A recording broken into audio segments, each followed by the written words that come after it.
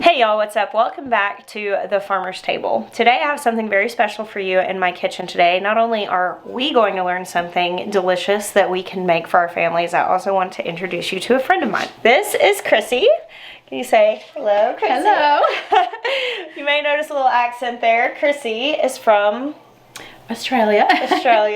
So she has relocated, she and her family, a beautiful family, to Texas. Yes, we met a handful of months ago, became fast friends, and they're here visiting us this weekend again, after we had a visit a handful of months ago. Yeah. And we have delighted in comparing all of our cultural differences. Yeah, it's been fun. We're learning heaps every day that we're here. What is really awesome is having friends to talk to about and say, hey, what is this? What is that? And pausing and being like, what are you saying? What are you referencing? Like trying to figure out. Yeah. Because you don't really think of the United States and Australia being terribly different because we're both English-speaking countries. Yeah. But there are quite a few differences. Yeah, it's been very surprising. Yes. To us. So we were discussing feeding a family real food. She has 7 children.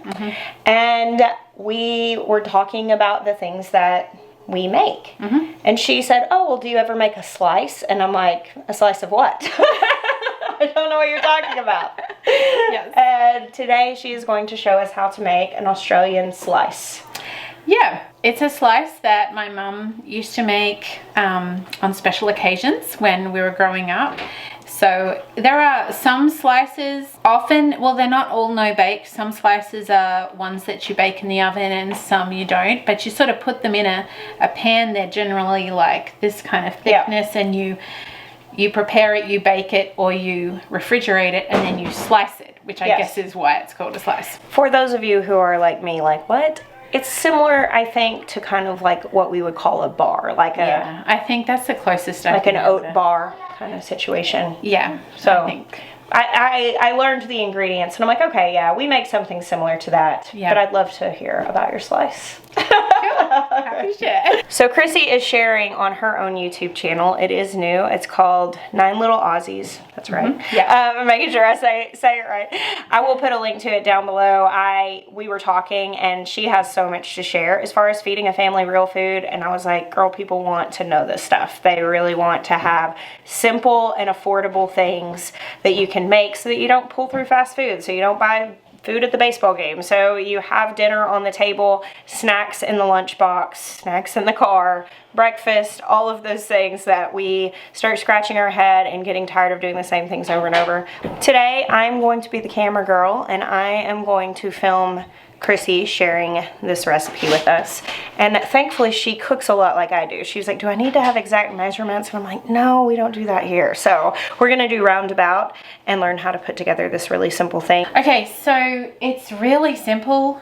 Really, you have some liquid and wet ingredients that you put in the saucepan and bring to a boil and then simmer for 3 minutes and then add dry ingredients. So there's the butter, honey, peanut butter and sugar, which obviously will melt down when heated, that you put in the saucepan, and then you add the oats after it's sort of caramelized, and the sultanas. Raisins. Yes.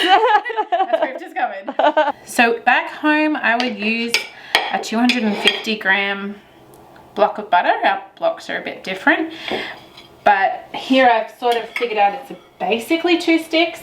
So I'm just going to pop that in about 4 tablespoons or thereabouts of peanut butter. Now I did make this to travel in the car on our way here, and I was almost out of peanut butter. So I only had like, I don't know, maybe 2.5 tablespoons. And so I just added a little bit more honey. Like I kind of balanced it out and it was totally fine. So it's not like you have to be really particular. And if you really like peanut butter, you could amp that up if you wanted to. A bit more than double that in honey. Now this is probably... You could take that, squeeze the lid off if you want. Yeah, that's gonna take forever. So I think this was originally like 4 tablespoons of... I'm gonna do like, these are so big, I think I'll do like 3 of these maybe. Yeah, you had mentioned this being really sweet and being kind of like a dessert. And the thing is, I said this, I think that this could very commonly be eaten as something for breakfast here, but we Americans do tend to eat very sweet things for my breakfast. thought was, oh, no, that's too sweet.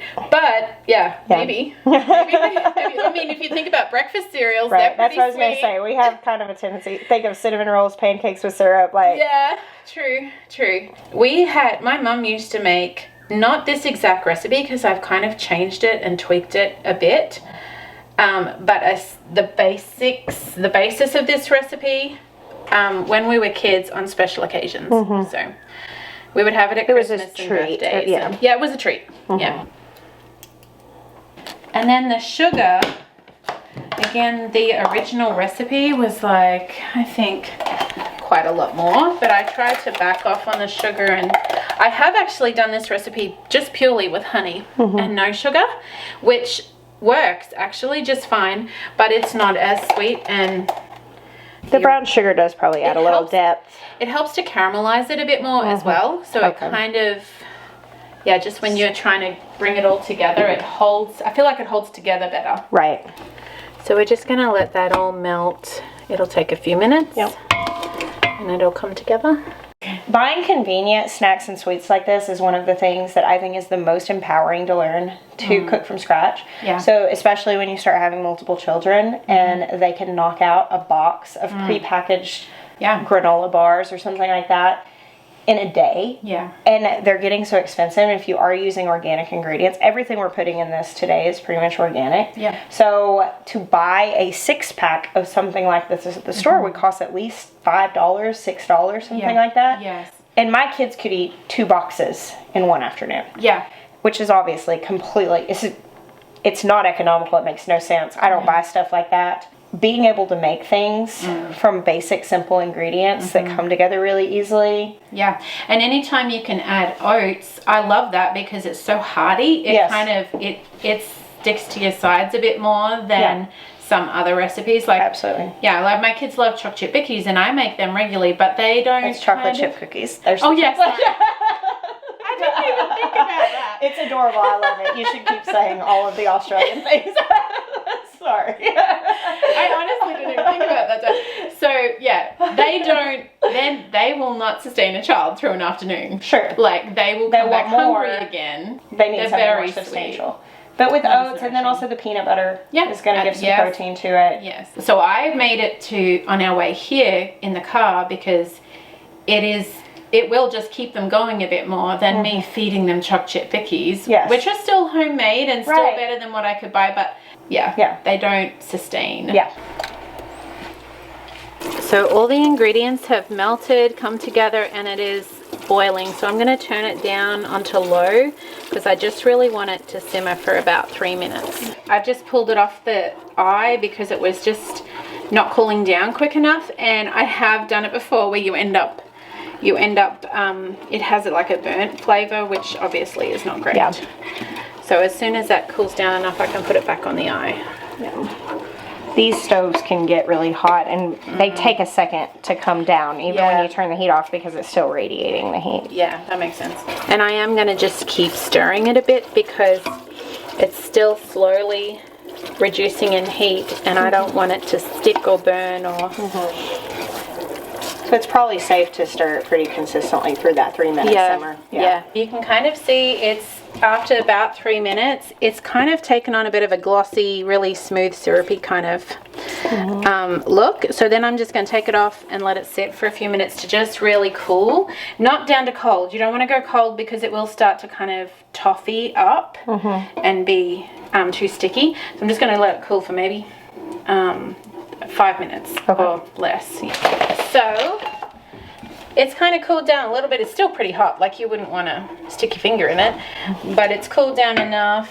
So I don't measure this, I kind of just pour, and I want it to be enough oats to where that it'll soak up, and so I'll do a bit, then I'll stir, and then I'll say, no, maybe a bit more. So that looked about like a cup and a half. So. Yeah, and that's clearly not enough. Like, see how liquidy that is? That's nowhere near enough.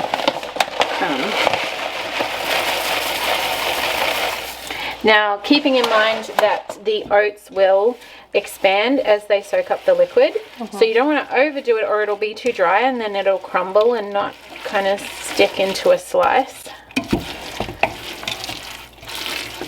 Like, I think maybe a little bit more, but then at this point I would add in some sultanas or raisins. My massive box of raisins. It's really cool. Now, some of my kids, this is the original recipe at sultanas, and I like it with sultanas, and I would say about 2/3 of my family like it that way. I have a few that don't like it. Sometimes I will make it just straight with oats.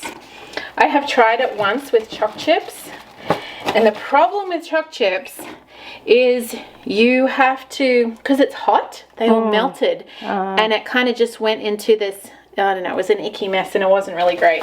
If you could maybe sprinkle choc chips on top. You could probably put nuts in this and it would be really good. Yeah, you could. You definitely could do that. So that was a little over a cup of raisins. Yeah, and really that's just a taste. You can put as many or as few as you like. And then I feel like we just need a little bit more oats. I'm going to say that was probably about 3 cups of oats total, maybe a little bit more than that. That's probably right, yeah. And it's starting to kind of get stiff to stir in, and I can, like, it'll still continue to soak that up a little bit more. So this is a 9x13 like casserole baking pan and parchment paper. And you were saying it's nice to line with parchment paper. Yeah, you certainly don't have to. The only reason I do it is once you've set it in the fridge, it gets quite hard, and then you're kind of up on an angle trying to cut, whereas I could lift the slice out, put it on a chopping board, and it's just much easier with a big knife just to kind of slice it up. So pour that all out, and you want to get all the good stickiness down the bottom. Maybe grab this spoon we used for the peanut butter. And then it will start to set fairly quickly, but it's not too. You just want to spread it out. Nice. And you will know if you've burnt the syrupy sauce thing because it gets really sticky. Whereas if you've done it just enough but not over, it stays pretty smooth and easy to press down. I'm just smoothing it all out and pressing it in. Just pressing it down, smoothing it out. And then we just stick it in the fridge for until it's set, like an hour or 2. Yeah. And then you just slice it up, pop it on a plate, or in a, when I'm traveling with it, I just put it in a, like a plastic container with parchment paper in between the layers. So they don't stick together. Yeah, and it will, if it gets too hot, it will start to really kind of get gooey. So it's better, I keep it in an esky bag, which, like a cooler? Yeah. Thanks for the translation. With esky bricks, or I don't know what you call those. Ice packs. Yeah. Ice packs. Yeah. And I assume we probably want to get that soaking pretty quick so that that stuff doesn't harden. Yes, a little bit of hot water. Yeah. It comes right off. But yeah. Well, thank you for sharing this. Now, unfortunately, we are taking this with us and we are pushing it kind of fine, getting it done. So I don't know that we'll be able to cut it up. I'll try to remember to take a clip over it at their house. Thank you. Thank you. Ooh, thank you. That was fun. Go check out my friend. I'll put a link to her channel. It's new, so she's got a little bit of content out there sharing kind of their journey of growing food, but you know, has shared some about sourdough, like on your channel, on your blog, and a bit and chicken broth and a few different things. Yeah, and is going to be continuing to share this information because we need this stuff, so it's good. Well, thank you all for hanging out with us today. We bless you. Until next time.